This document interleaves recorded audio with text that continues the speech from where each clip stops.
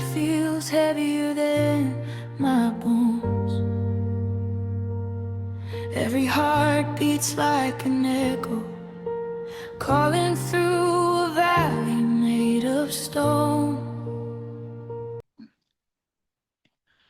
Saya akan membacakan firman Tuhan dari Roma pasal 6. Roma pasal 6, saya akan bacakan ayat ke-15 sampai dengan ayatnya yang ke-23 mengenai dua macam merdeka.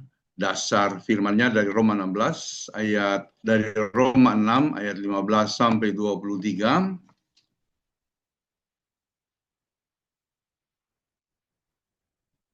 Roma 6 ayat 15 sampai 23, demikianlah firman Tuhan. Dua macam perhambaan. Jadi bagaimana? Apakah kita akan berbuat dosa karena kita tidak berada di bawah hukum Taurat, tetapi di bawah kasih karunia? Sekali-kali tidak. Apakah kamu tidak tahu bahwa apabila kamu menyerahkan dirimu kepada seseorang sebagai hamba untuk mentaatinya, kamu adalah hamba orang itu yang harus kamu taati, baik dalam dosa yang memimpin kamu kepada kematian, kamu kepada kebenaran. Tetapi syukurlah kepada Allah. Dahulu memang kamu hamba dosa, tetapi sekarang kamu dengan segenap hati mentaati pengajaran yang telah diteruskan kepadamu. Kamu telah dimerdekakan dari dosa dan menjadi hamba kebenaran. Aku mengatakan hal ini secara manusia karena kelemahan kamu. Sebab sama seperti kamu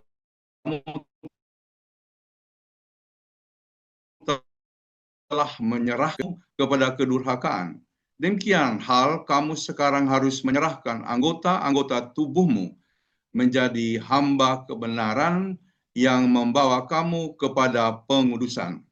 Sebab waktu kamu hamba dosa, kamu bebas dari kebenaran. Dan buah apakah yang kamu petik daripadanya? Semuanya itu menyebabkan kamu merasa malu sekarang. Karena kesudahan semuanya itu ialah kematian. Tetapi sekarang setelah kamu dimerdekakan dari dosa, dan setelah kamu menjadi hamba Allah, kamu beroleh buah yang membawa kamu kepada pengudusan. Dan sebab upah dosa ialah maut, tetapi karunia Allah ialah hidup yang kekal dalam Kristus Yesus Tuhan kita. Demikian pembacaan firman Tuhan. Bapak Ibu, selamat malam, Shalom. Tema kita untuk malam hari ini, ibadah online dari PDPK, adalah merdeka dari belenggu dosa. Tentu ini dikaitkan dengan bulan Agustus sebagai bulan perayaan kemerdekaan Republik Indonesia. Nah, saya rasa ini tepat sekali ya untuk kita memahami ya. Bahkan tema-tema yang selanjutnya juga masih berkaitan dengan kemerdekaan. Jadi ada teman saya, dia dijebloskan ke dalam penjara. Namanya Pak Yohanes Timisela dari Maluku, dan dia mencari pekerjaan ya dari satu tempat ke tempat yang lain. Akhirnya dia mendapatkan tugas ya menjadi debt collector. Jadi oleh tempat dia bekerja, dia diminta untuk menagih tunggakan-tunggakan dari apapun untuk pihak yang membeli atau yang mencicil. Nah, tugasnya adalah debt collector. Nah, sebenarnya orangnya ini baik ya. Dia pergi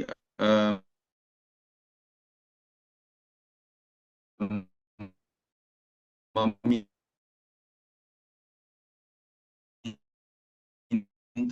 baik-baik ya kepada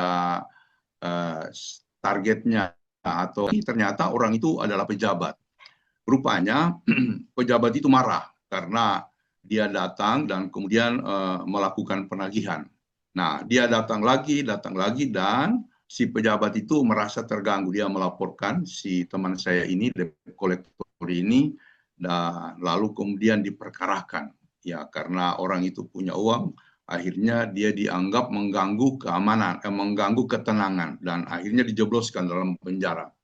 Dia di penjara itu 1 tahun. Dia kasihan apa? Dia benar-benar sedih ya, karena istrinya sakit, anaknya masih kecil ya, sementara dia tulang punggung keluarga, sumber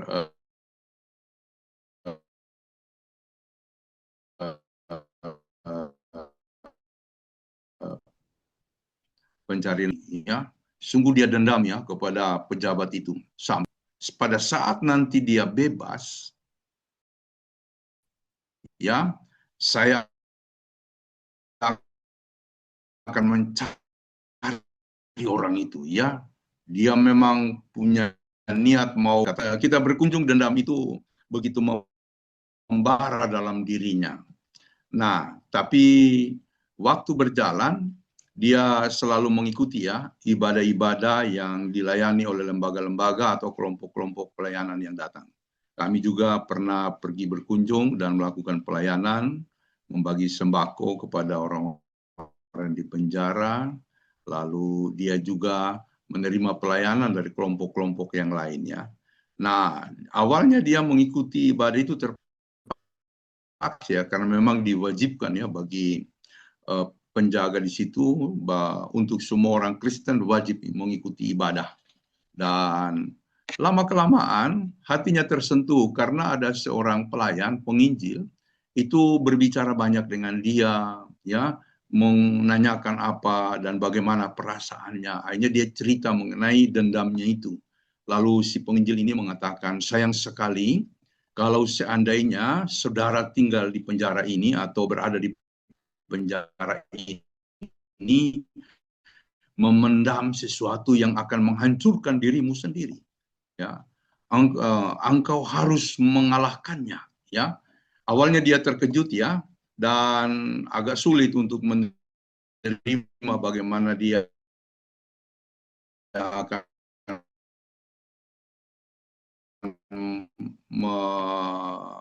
menghilangkan penjara dan pelayanan sampai akhirnya dia sadar. Apakah nanti saya akan keluar sebagai orang bebas, tapi sebenarnya saya tidak bebas, ya.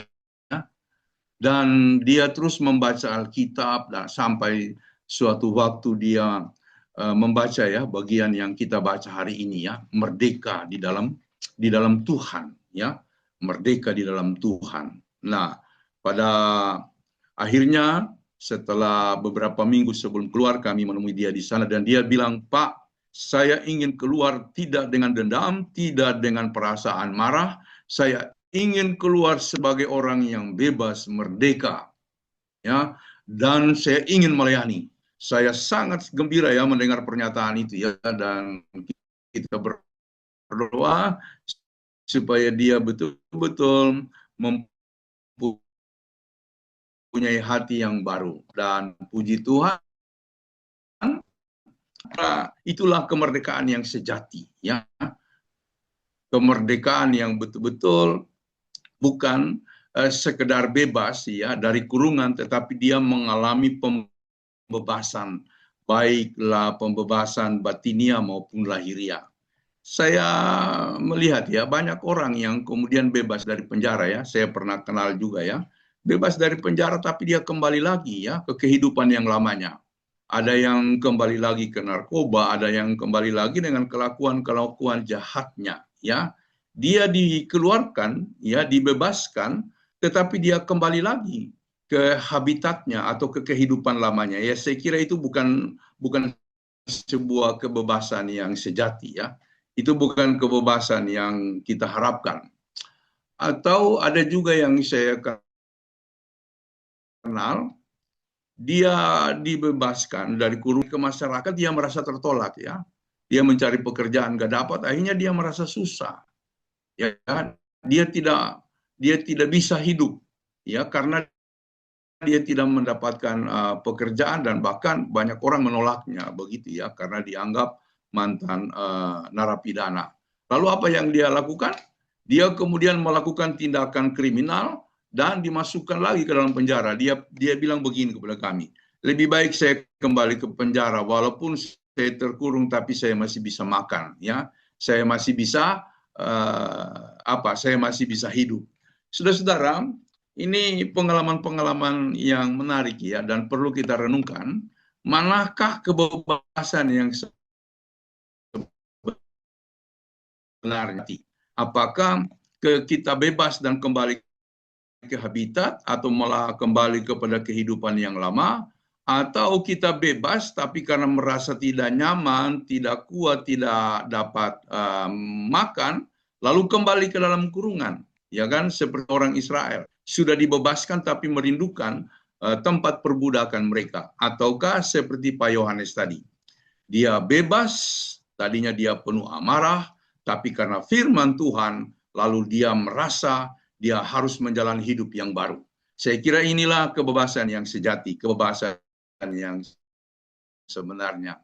Nah, perikop tadi berbicara tentang bagaimana seseorang dibebaskan, ya, dibebaskan dari, ada dua kemungkinan dalam dunia ini di mana kita hidup. Yang pertama sebagai hamba dosa, yang kedua sebagai hamba kebenaran. Nah, saudara-saudara, saya ingin menegaskan Yunani itu hamartia, atau dalam pembacaan tadi hamartanos, ya, disebut hamartanos dari kata hamartia. Nah, dosa dalam arti yang disebutkan di sini hamartia itu bukan cuma sekedar perbuatan-perbuatan dosa, misalnya membunuh, mencuri, korupsi, tetapi bahwa dunia yang kita masuki sudah kena virus dosa, seperti virus COVID, ya, beberapa tahun yang lalu, tahun 2020 sampai 2023, begitu ya, bahkan sampai 2024, ya. Hidup kita itu sudah dipengaruhi oleh virus COVID, ya, sehingga kita harus social distancing, harus menjaga jarak. Karena kalau tidak kita akan kena virus itu. Bahkan sudah menjaga jarak pun kita kena COVID juga. Saya kena COVID yang kedua, Delta, begitu ya. Saya, anak saya, istri saya, ya. Lalu tidak ada tempat untuk isolasi. Rumah sakit penuh, tempat-tempat isolasi, ya kan, rumah Wisma Atlet penuh. Lalu kami isolasi yang kami beli di sana, dan ada beberapa perabot, lalu kami diarahkan oleh petugas kesehatan di jemaat kami, kalau ada rumah di situ saja, Pak. Lalu saya dengan anak saya di situ, istri saya di rumah dengan beberapa ponakan. Jadi sudah kita berusaha untuk menjaga jarak, kena juga. Dan dosa itu bukan cuma perkara bagaimana kita melakukan tindakan-tindakan kejahatan atau kriminal, tapi dunia kita ini sudah dipengaruhi oleh virus hamartia. Jadi hamartia itu, space kita ini juga disebut hamartanos, ya. Perbuatan jahat, membunuh, mencuri, korupsi itu hamartia, hamartanos. Tapi space hidup kita juga adalah hamartanos. Itulah sebabnya orang yang lahir, ya, kalau menurut ilmu psikologi tabula rasa, orang yang lahir itu putih bersih. Lalu kemudian oleh lingkungan dia menjadi tercemar atau terpengaruh, atau sebagai kertas putih yang tadinya bersih sudah ada coret-coretannya, ya.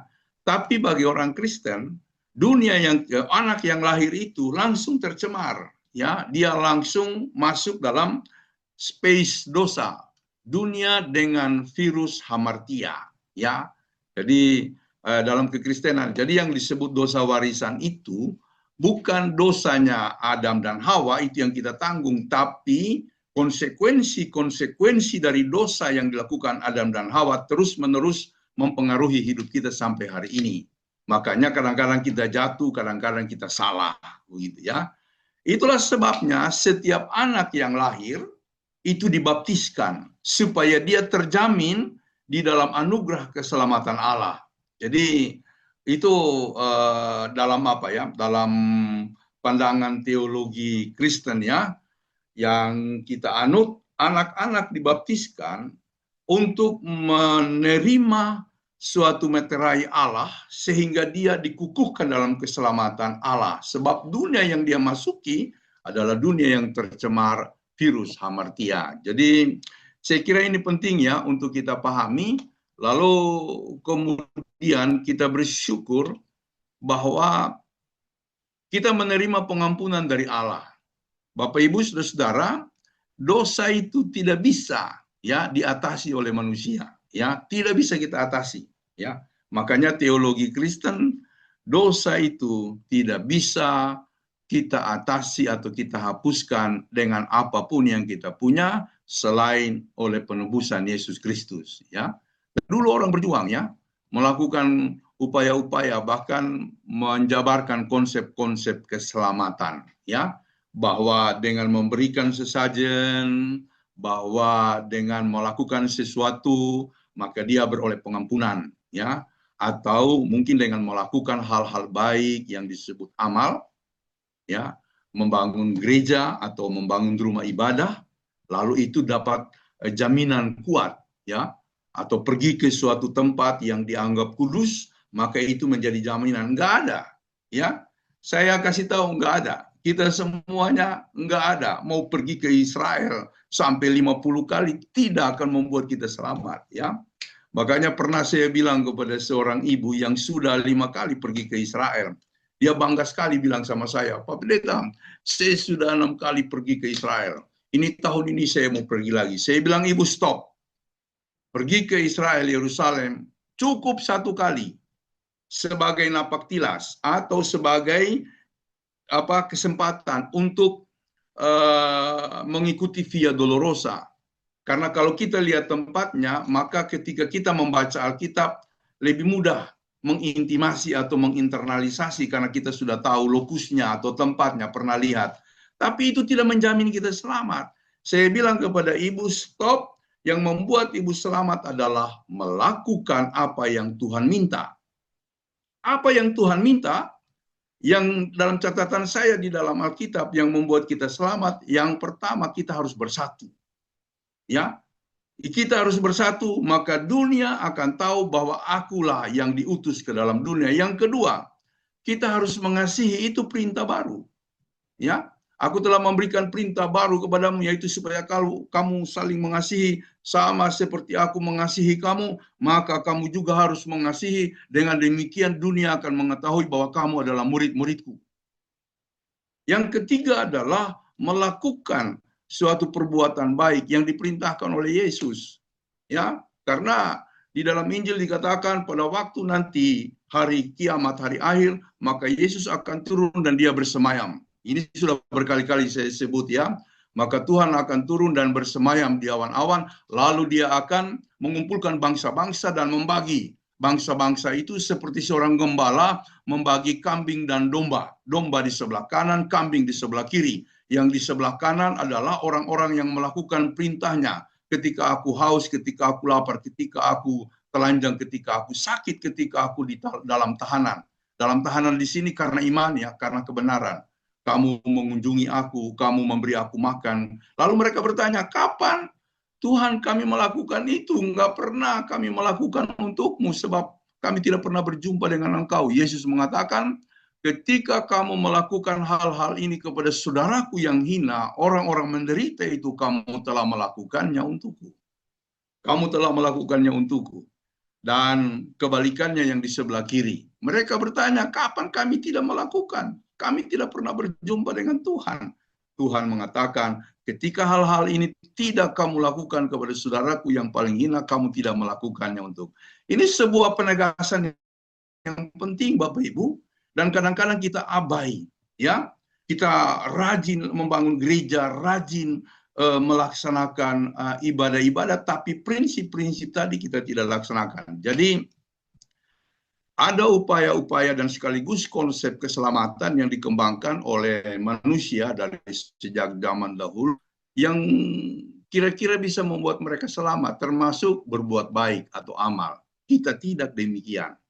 Sebab keselamatan dan pengampunan dosa kita hanya kita terima melalui kehadiran Yesus Kristus, dan cuma melalui Dia, tidak ada yang lain. Satu-satunya. Jadi tepat sekali kalau Yesus mengatakan, "Akulah jalan, kebenaran, dan hidup." Atau di bagian lain, barang siapa tidak melalui aku, dia tidak akan menjadi selamat, karena dia adalah jalan satu-satunya. Jadi saya kira kekristenan adalah sebuah agama yang melahirkan rasa syukur yang hebat, ya. Saya bila mana merenungkan bagian ini, betapa kita harus bersyukur kepada Tuhan. Jadi kita dibebaskan dari belenggu dosa tidak karena usaha kita, tapi karena kasih karunia Allah. Nah, namun demikian, manusia selalu terikat dengan dosa. Ya, jadi orang-orang Yahudi sebenarnya sudah diberitahu ya mengenai jalan kasih karunia yang diberikan oleh Tuhan lewat nabi-nabi. Tapi sayangnya mereka menjadikan hukum yang diberikan oleh Musa, hukum Taurat, yang sudah dikembangkan menjadi 800-an hukum sampai sekarang, sebagai pintu keselamatan. Jadi seolah-olah hukum itu yang menjadi patokan, yang menjadi Tuhan. Nah, itulah yang diterabas oleh Yesus dalam kritik-kritiknya ketika dia berhadapan dengan orang-orang Yahudi. Jadi Bapak Ibu Saudara-saudara, betapa manisnya teologi Kristen. Kita diselamatkan bukan karena upaya manusia, bukan karena status, bukan juga karena kelebihan, ataupun karena tingkat kerohanian, apakah dia sebagai pendeta, rohaniwan, dan lain sebagainya. Bukan karena itu, melainkan semata-mata karena kasih karunia Allah, begitu ya. Makanya saya ingat ada cerita mengenai pendeta yang meninggal lalu di pintu sorga, dia dihalangi oleh Petrus, begitu ya. Dihalangi oleh Petrus, ya. Lalu si pendeta ini mengatakan, "Pak Petrus, saya ini pendeta. Seluruh hidup saya, ya, seluruh hidup saya baktikan hanya untuk melayani dan untuk mencari jiwa-jiwa." Saudara-saudara, Petrus mengatakan, "Pak Pendeta, mohon maaf. Semua usaha itu yang Bapak Pendeta sebutkan tadi, poinnya cuma 10. Sementara kalau kita selamat harus dapat poin 100. Ya, lalu dia patah semangat karena merasa tidak bisa masuk surga. Tapi kemudian ada suara dari dalam surga mengatakan, "Petrus, biarkanlah dia masuk." Lalu Petrus mengatakan, Pak Pendeta mendapatkan kesempatan untuk masuk. Tapi dia bilang, "Poin saya cuma 10%. 90% dari mana? 90% adalah kasih karunia Allah. Karena kita tidak mungkin selamat ya, ketika kita menyebut jasa-jasa kita." Saudara-saudara, ini menjadi problem gereja ya. Kadang-kadang banyak orang berbicara di gereja karena saya, gitu ya. Saya kira itu harus kita jauhi ya, kata-kata seperti itu. Kita hanyalah alat, kalau kita diberi kesempatan untuk melayani, itu adalah anugerah dari Tuhan. Jadi sampai hari ini ya saya berusaha ya untuk menghayati bahwa kita ini hanyalah alat. Nah, kalau begitu apa yang harus kita lakukan? Saudara-saudara, kita sebenarnya seperti yang saya bilang tadi, menjadi gereja paguyuban, kelompok yang rasa syukurnya itu besar sekali. Karena apa? Kita mendapatkan suatu jalan yang benar-benar tepat sekali. Jalan yang bukan jalan yang salah, yang betul-betul jalan yang kita tempuh ini membawa kita kepada keselamatan. Oleh siapa? Oleh Yesus Kristus, dan tidak ada yang lain.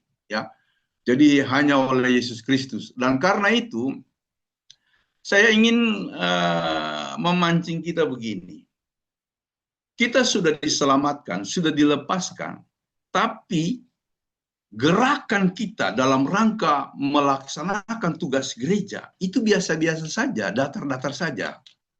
Ya, bayangkan kita sudah dibebaskan, dan pembebasan Tuhan ini berkaitan dengan kelepasan kita dari dosa.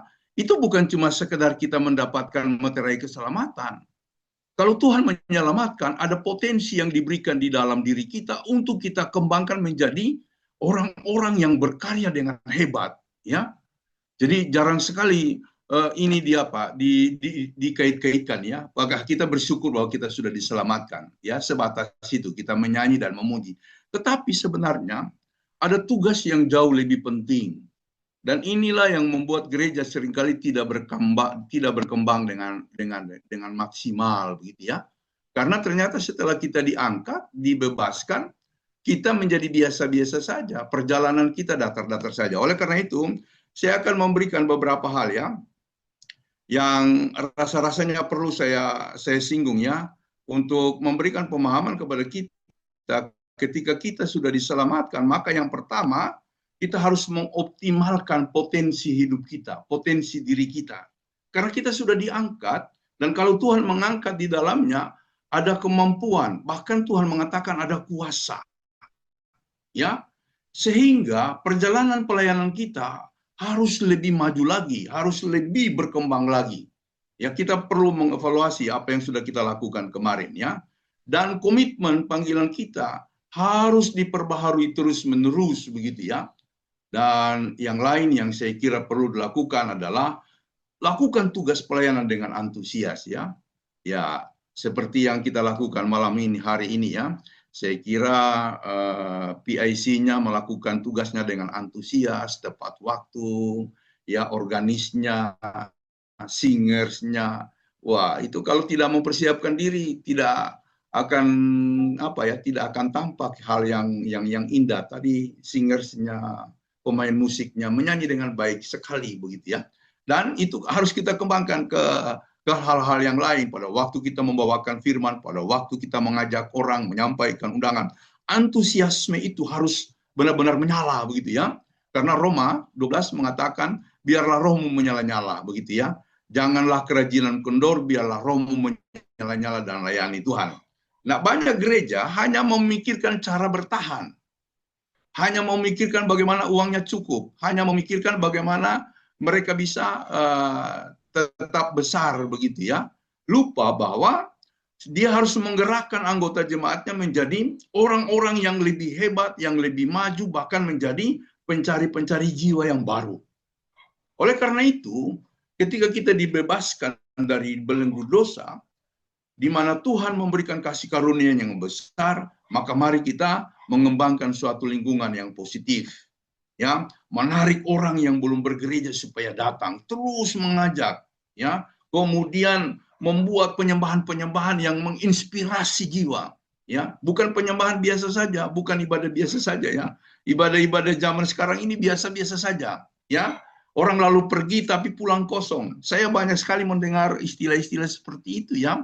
Tetapi kalau mereka pergi ke GBI atau ke gereja-gereja harismatik, saya di sana puas, Pak.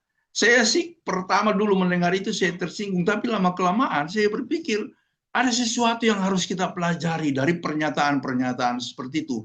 Mungkin pelayanan kita tidak lagi antusias, tidak lagi sebagai pelayanan yang menginspirasi, ya. Nah, kemudian terus perbesar visi gereja. Ya, karena kita ini dibentuk oleh Tuhan sebagai tim. Ya, Musa ketika dia melakukan pelayanan menangani masalah-masalah seorang diri, dia ditegur oleh mertuanya, Yitro. Kalau begini caramu Musa, engkau akan kewalahan.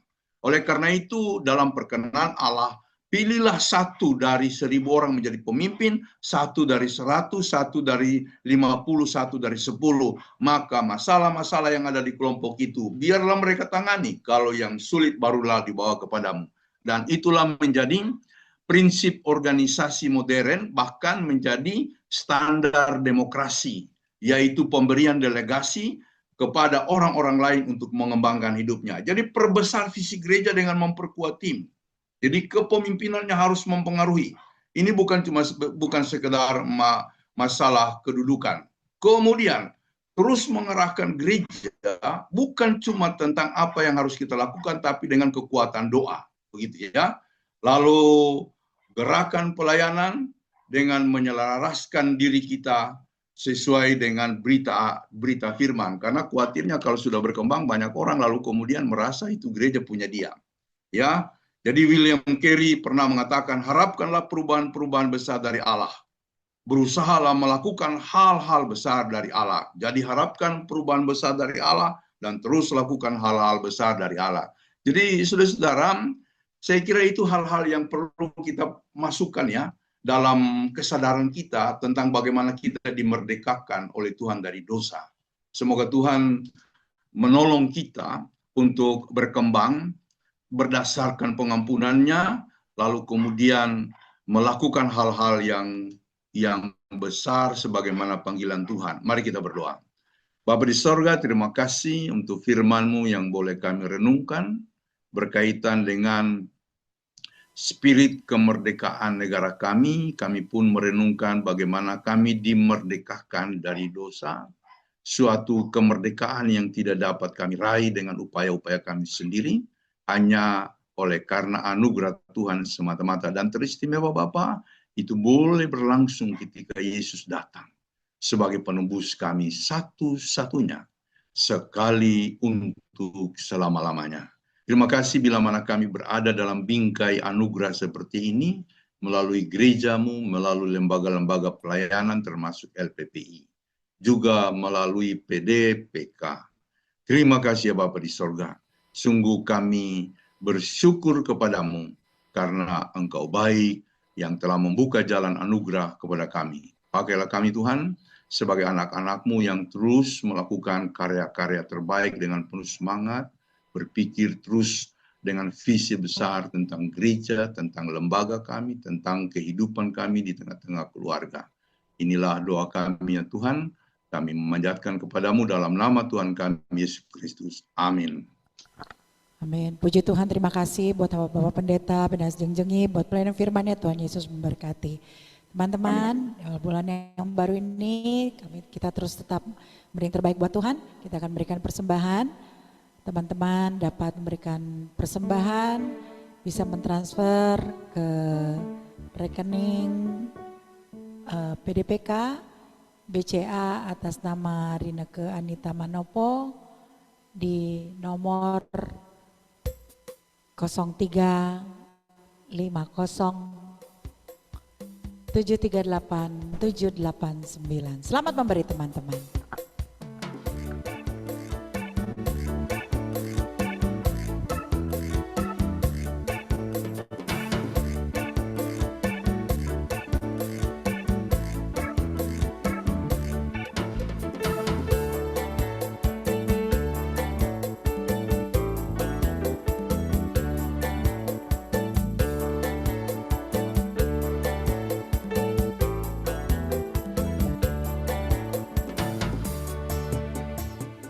Terima kasih buat persembahan kita semua. Tuhan Yesus memberkati. Berikut kita akan mendengarkan seputar informasi PDPK malam hari ini. Supervisor, silakan Kak Rineke. Ya, terima kasih Kak Wilma. Shalom saudara-saudara. Puji Tuhan, ibadah PDPK boleh berjalan dengan baik malam hari ini. Dan saat ini kita akan mendengarkan informasi PDPK. Terima kasih kepada Bapak Pendeta Pinehas Jenjengi yang sudah menyampaikan firman pada malam hari ini. Tuhan Yesus memberkati Bapak dan keluarga serta pelayanan. Amin. Ibadah PDPK minggu depan tanggal 13 Agustus 2026 ini akan diadakan secara hybrid. Teman-teman yang akan melayani minggu depan itu yaitu MC Alan, kemudian singernya Kak Dape dan Lewi, hostnya Kak Simon, supervisor Kak Pinkan, konsumsinya Kak Weni, PRPT Kolektan, Bu Julia. Dan tema minggu depan itu adalah Merdeka versi Anak Tuhan yang akan disampaikan oleh Pastor Afi Christian. Diharapkan teman-teman bisa hadir minggu depan untuk ibadah PDPK. Berikut informasi lainnya adalah PDPK akan mengadakan kelas pembinaan yaitu PLPR yang akan dibuka tanggal 23 Agustus. Mari teman-teman kita melihat video berikut ini. Bagaimana kamu yakin bahwa kamu sudah menerima Yesus secara pribadi? Apakah kamu benar-benar sudah mengampuni orang yang menyakitimu? Bagaimana ya cara berbicara tentang Kristus ke orang lain dan cara untuk menjadi seorang yang berani berbicara dan berdoa di depan umum? Jika ini yang menjadi pertanyaan di dalam hati kamu selama ini, saya merekomendasikan yang namanya PLPR atau Pusat Latihan dan Pembinaan Rohani. Kamu akan mendapatkan banyak berkat-berkat rohani dan para pembina yang dapat diandalkan di dalamnya. Kapan mulainya? Catat nih ya, Minggu 23 Agustus 2026 setiap hari Minggu selama 1 tahun dari jam 15 sampai 16.30 WIB. Apakah ini gratis? Nah, ini perlu nih teman-teman ketahui, biayanya sangat terjangkau, semurah kamu beli segelas Starbucks dan bisa dicicil pula selama kelas berlangsung. Murah kan? Kelasnya nggak bosan, yuk kita dengerin cerita dan pengalaman mereka tentang kelas PLPR ini dan bagaimana mereka melakukannya. Menceritakan Kristus kepada orang lain itu adalah pekerjaan hamba-hamba Tuhan seperti pastor, pendeta, atau para misionaris. Tetapi setelah saya mengikuti kelas Pusat Latihan dan Pembinaan Rohani, saya bisa menceritakan Kristus kepada orang lain. Saya menceritakan Kristus kepada keluarga saya, ayah saya, ibu saya, adik-adik saya, semuanya menerima Yesus Kristus sebagai Tuhan dan Juru Selamat. Dulu sebelum saya mengikuti Pusat Latihan dan Pembinaan Rohani, saya itu belum berani menceritakan tentang Kristus kepada keluarga, teman kantor, dan teman-teman yang lain. PLPR, Pusat Latihan dan Pembinaan Rohani, ada pelajaran loh yang nggak ada di mana-mana, yaitu misalnya bagaimana menyusun strategi pribadi, bagaimana mendapatkan impian Tuhan, bagaimana memprioritaskan waktu. Nah, dari situ saya bisa mengisi waktu saya dengan baik sesuai kehendak Tuhan. Saya pikir percaya pada Yesus dan pergi ke gereja itu sudah cukup. Ternyata setelah mengikuti kelas Pusat Latihan dan Pembinaan Rohani, saya dapat mengenal pribadi Yesus dengan lebih lagi dan kuasanya, kebangkitannya, dan cara menceritakan Yesus kepada orang lain. Nah, jika kamu orang yang rindu dan ingin diperlengkapi, daftarkan dirimu segera di kelas PLPR atau boleh mendaftarkan ke saya langsung ya. Ditunggu. Ya, teman-teman yang belum mengikuti kelas pembinaan PLPR, silakan untuk mendaftar ke Kak Lewi atau Teti. Dan atau yang memiliki teman, saudara boleh ikut mendaftar di PLPR ini.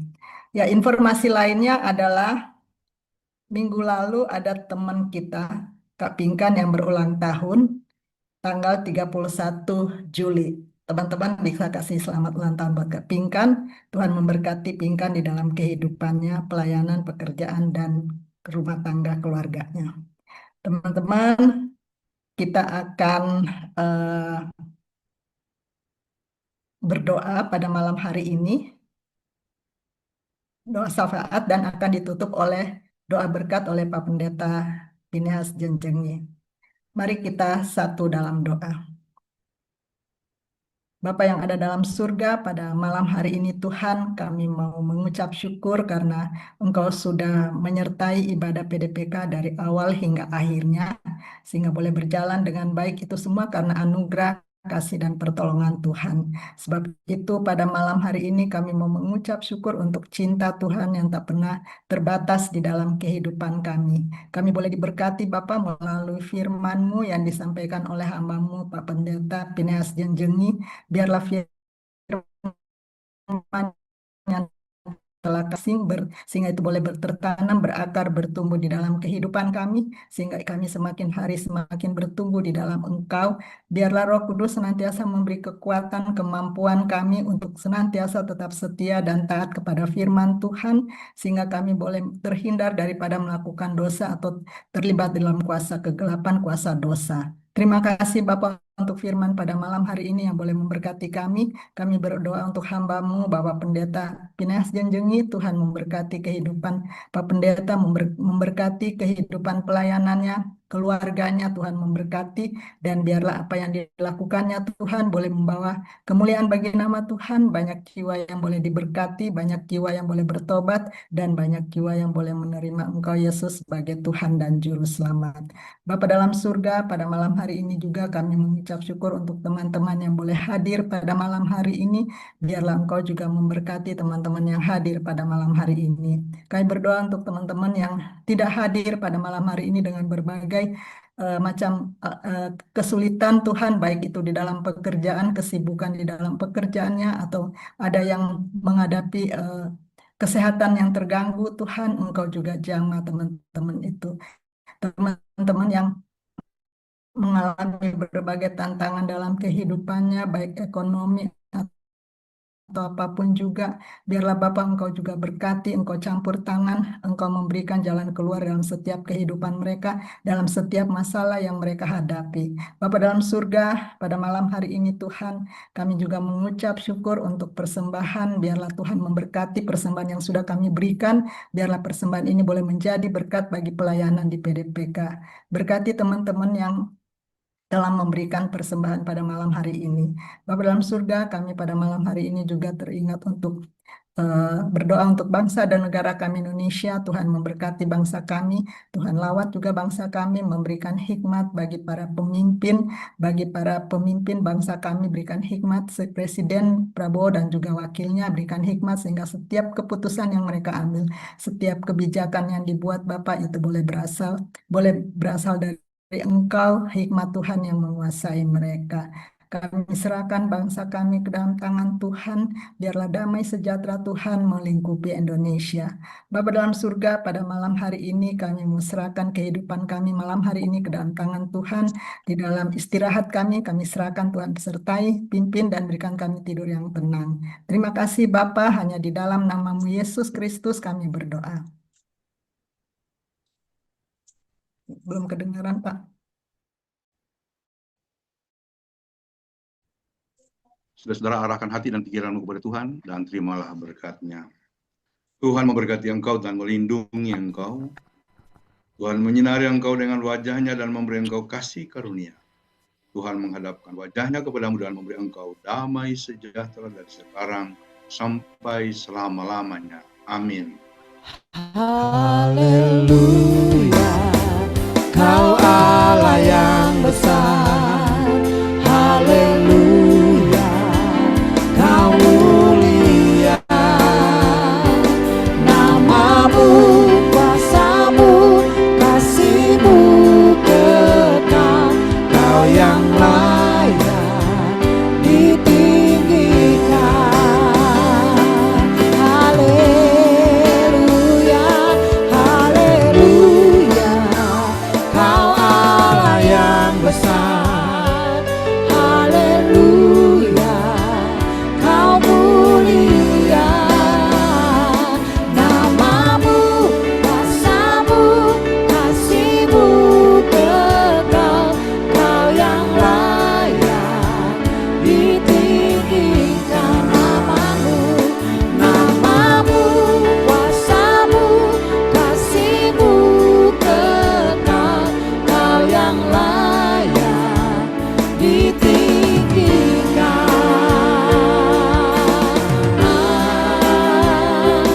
Amin. Teman-teman, persilakan bersatu teduh sejenak.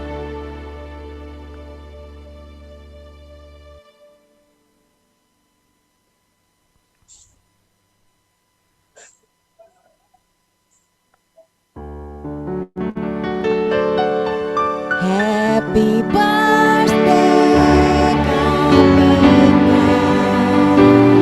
Happy birthday to you.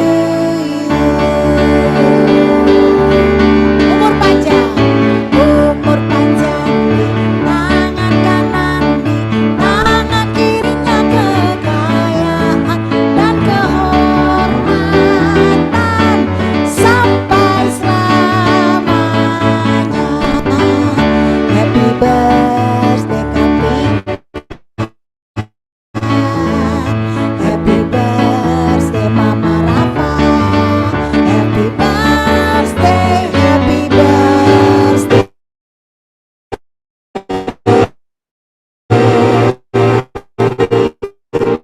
Happy birthday Kaping kan usuri di PDPK. Happy birthday to